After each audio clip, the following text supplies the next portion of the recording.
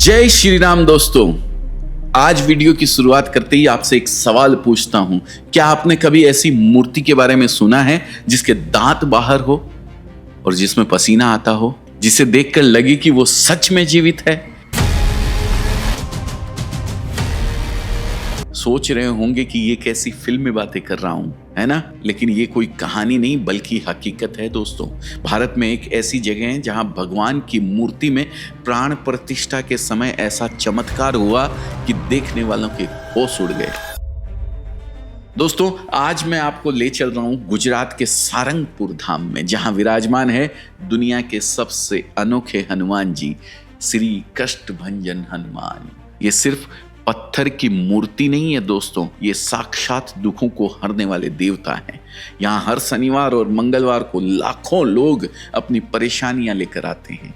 किसी को भूत प्रेत का साया है, कोई मानसिक रूप से परेशान है, तो किसी पर शनिदेव की बुरी दृष्टि है। और कहते हैं दादा के दरबार से कोई खाली हाथ नहीं लौटता है। लेकिन ये मंदिर इतना चमत्कारी क्यों है?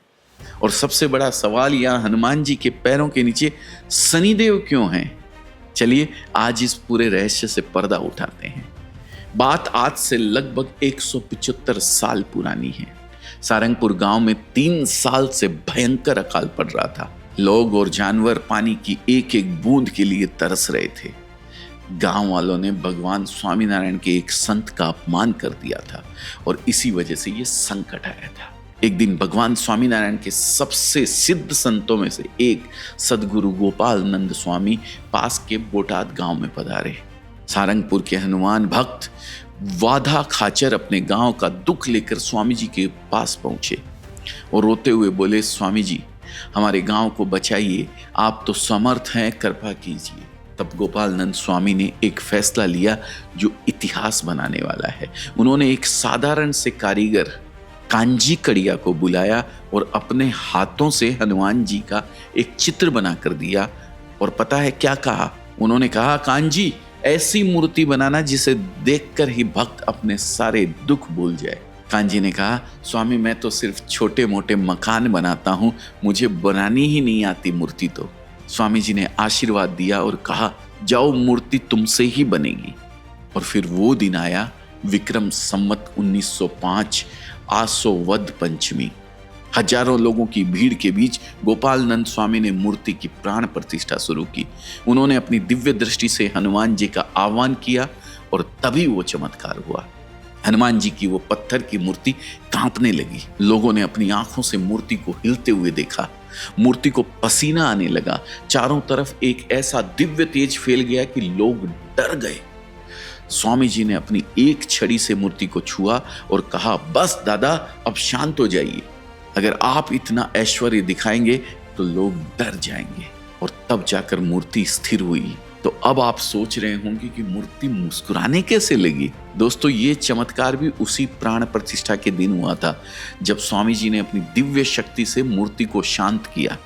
उसी क्षण हनुमान जी की मूर्ति का स्वरूप चमत्कारी रूप से बदल गया और चेहरे पर वो दिव्य मुस्कान हमेशा के लिए अंकित हो गई जिसमें उनके दांत भी दिखाई दे रहे थे, ठीक वैसे ही जैसे स्वामी जी ने चित्र में बनाया हुआ था। यह मुस्कान भक्तों को आश्वासन देती है कि चिंता मत करो, मैं तुम्हारे सारे कष्ट हर लूंगा। लेकिन कहानी यहीं खत्म नहीं होती। असली ट्विस्ट तो अब है। सारंगपुर में शनिदेव का इतना भयंकर प्रकोप था कि व्यापार चौपट थे, बच्चे बीमार थे। उस समय लोगों पर शनिदेव का प्रकोप बहुत बढ़ गया था।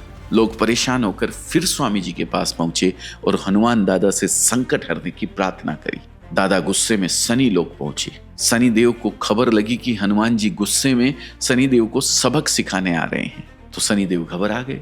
उन्होंने सोचा अब तो मेरी खैर नहीं, हनुमान जी तो बहुत शक्तिशाली है। तभी शनिदेव ने स्त्री का रूप धारण कर लिया, क्योंकि उन्हें पता था कि हनुमान जी ब्रह्मचारी हैं और किसी भी स्त्री को कभी नुकसान नहीं पहुंचा सकते हैं। और हनुमान जी के पैरों में जाकर गिर गए और माफी मांगने लगे। हनुमान जी ने सोचा, ये तो औरत बन गया, मैं अब इसे कैसे सजा दे सकता हूं? तो उन्होंने शनिदेव को माफ कर दिया। लेकिन शर्त रखे कि आप हमेशा मेरे पैरों में रहोगे। यही कारण है कि सारंगपुर में कष्टभंजन देव के चरणों में शनिदेव औरत के रूप में विराजमान है, जो इस बात का प्रतीक है कि जो भी हनुमान जी की शरण में आता है, शनिदेव स्वयं उसकी रक्षा करते हैं। और यही कारण है कि जिन लोगों पर शनि की साढ़े साती या ढैया चल रही हो, वे यहाँ आकर सारे कष्टों से मुक्ति पा जाते हैं। आज भी यहाँ बहुत चमत्कार होते हैं दोस्तों। यहाँ का भंडारा 24 घंटे चलता है, जहाँ हजारों लोग मुफ्त में भोजन करते हैं। ये सिर्फ एक मंदिर नहीं है, ये विश्वास का, श्रद्धा का और सेवा का सबसे बड़ा केंद्र है दोस्तों। सारंगपुर की ये कहानी हमें सिर्फ चमत्कार नहीं दिखाती, बल्कि एक बहुत बड़ी सीख भी देती है। सीख ये है कि जब श्रद्धा और भक्ति सच्ची हो तो पत्थर भी भगवान बन जाते हैं। हनुमान जी ने अपना पूरा जीवन सिर्फ सेवा और भक्ति में लगा दिया, इसलिए आज वो देवताओं के भी संकट मोचन है। सब सुख लहे तुम्हारी सरना, तुम रक्षक काहू को डरना। कितनी बड़ी चौपाई उनके लिए लिखी गई है।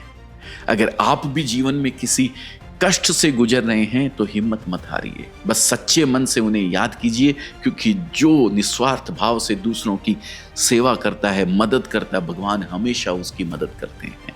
अगर आप भी कष्टभंजन दादा के भक्त हैं तो कमेंट में जय कष्टभंजन देव जरूर लिखना। और अगर आप कभी सारंगपुर गए हैं तो अपना अनुभव भी कमेंट में जरूर शेयर कीजिएगा। वीडियो अच्छा लगा हो तो इसे अपने परिवार और दोस्तों के साथ शेयर करना मत भूलिएगा दोस्तों।